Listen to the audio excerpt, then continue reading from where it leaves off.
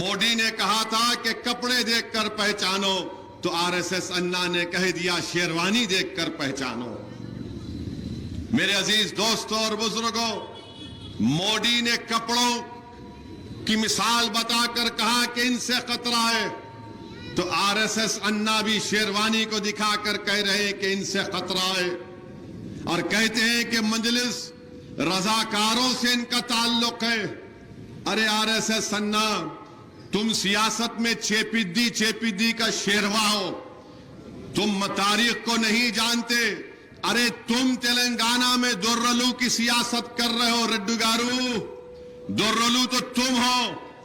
अरे मजलिस का ताल्लुक कोई रजाकारों से ना था ना कभी है, तुम हमारी तारीख को नहीं जानते। अरे अगर तुम कह रहे हो कि मजलिस का ताल्लुक उनसे है, तो इंदिरा गांधी दारुसलाम में क्यों आई थी? शिवशंकर साहब के इलेक्शन में इंदिरा गांधी क्यों आई थी?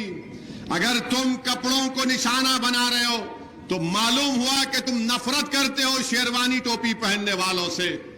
तो जो लोग सर पर टोपी और चेहरे पर दाढ़ी रखते हैं, ये कांग्रेस का सदर उनसे नफरत करता है।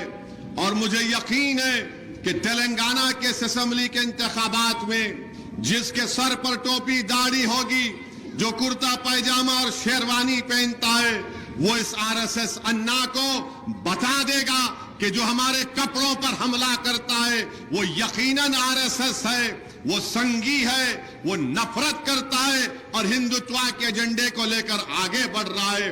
अरे तुम्हारे पास बोलने को कुछ नहीं है, तो तुम हमारे कपड़ों पर आ जाते, तो कभी हमारी दाढ़ी पर आ जाते, तो कभी हमारे टोपी पर आ जाते, और उसके बाद होता क्या? हमले शुरू हो जाते, हम पर हमले शुरू हो जाते हैं।